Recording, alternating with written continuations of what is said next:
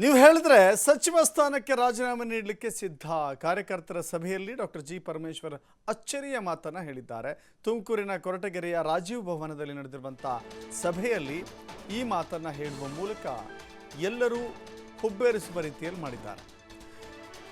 ರಾಜೀನಾಮೆ ಕೊಡಬೇಕು ಅಂತ ಹೇಳಿದ್ರೆ ಒಂದು ಪ್ರಸಂಗ ಇರಬೇಕು, ವಿರೋಧ ಪಕ್ಷಗಳು ಆಗ್ರಹ ಮಾಡಬೇಕು, ಯಾವುದಾದ್ರೂ ಹಗರಣ ಆರೋಪ ಇವರ ಮೇಲೆ ಬಂದಿರಬೇಕು, ಕಳಂಕ ಅಂಟಿಕೊಂಡಿರಬೇಕು. ಬಟ್ ಇಲ್ಲಿಯವರೆಗೆ ಡಾಕ್ಟರ್ ಜಿ ಪರಮೇಶ್ವರ್ ಅವರ ವಿರುದ್ಧವಾಗಿ ವಿರೋಧ ಪಕ್ಷಗಳಾಗಲಿ ಅಥವಾ ಬೇರೆ ಸಂಘಟನೆಗಳಾಗಲಿ ಅಥವಾ ಹಗರಣದ ಆರೋಪಗಳಾಗಲಿ ಯಾವುದೇ ರೀತಿಯ ದೊಡ್ಡ ಮಟ್ಟದ ಯಾವುದೇ ರೀತಿ ಕಾಣಿಸ್ತಾ ಇಲ್ಲ. ಆದರೂ ಕೂಡ ಅಚ್ಚರಿಯ ಹೇಳಿಕೆ ಎಂಬಂತೆ ಡಾಕ್ಟರ್ ಜಿ ಪರಮೇಶ್ವರ್ ಈ ಹೇಳಿಕೆಯನ್ನು ಕೊಟ್ಟಿದ್ದಾರೆ. ಜೊತೆಗೆ ಅದಕ್ಕೆ ಕಾರಣವನ್ನು ಕೂಡ ಕೊಟ್ಟಿದ್ದಾರೆ.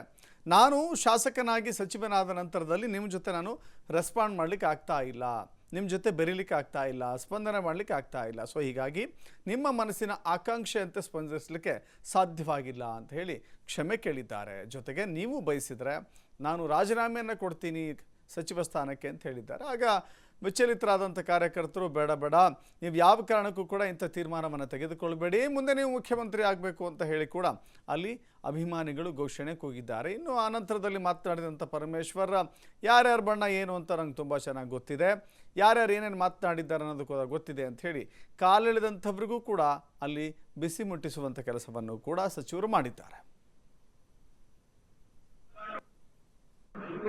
ನಿರಾಶೆ ಆಗಿರ್ಬೋದು, ನಮ್ಮ ಕೈಗೆ ಸಿಕ್ಕೋದಿಲ್ಲ, ಪಂಚಾಯತಿಗೆ ಬರಲಿಲ್ಲ, ಅಥವಾ ನನ್ನ ಮಾತಾಡಿಸ್ಲಿಲ್ಲ, ಇದೆಲ್ಲ ಅನ್ಸುತ್ತೆ. ನಿಮಗೂ ಅನ್ಸುತ್ತೆ, ನನಗೂ ಒಂದೊಂದ್ಸರಿ ಅನ್ಸುತ್ತೆ. ಹೋಗ್ಬೇಕಾಗಿತ್ತು, ಹೋಗ್ಲಿಲ್ಲ, ನಾಟಕಕ್ಕೆ ಹೋಗ್ಬೇಕಾಗಿತ್ತು, ಅಲ್ಲಿ ಹಾಡು ಹೇಳ್ಬೇಕಾಗಿತ್ತು, ಜಾತ್ರೆಗೆ ಹೋಗ್ಬೇಕಾಗಿತ್ತು ಅಂತ ನನಗೂ ಅನ್ಸುತ್ತೆ. ಆದ್ರೆ ಸಮಯ ನನ್ನ ಕೈಲಿದೆ. ಇವೆಲ್ಲ ದೊಡ್ಡ ಮನ್ಸು ಮಾಡಿ ಒಂದೇ ಮಾತಿನಲ್ಲಿ ಹೇಳ್ಬಿಟ್ರೆ ನಾಳೆ ರಾಜೀನಾಮೆ ಕೊಡ್ತೀನಿ.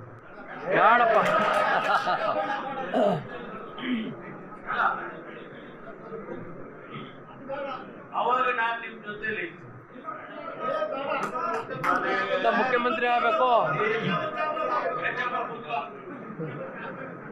ನನಗೆ ಎಲ್ಲಾ ಬಂಡವಾಳನೂ ಗೊತ್ತಿದೆ.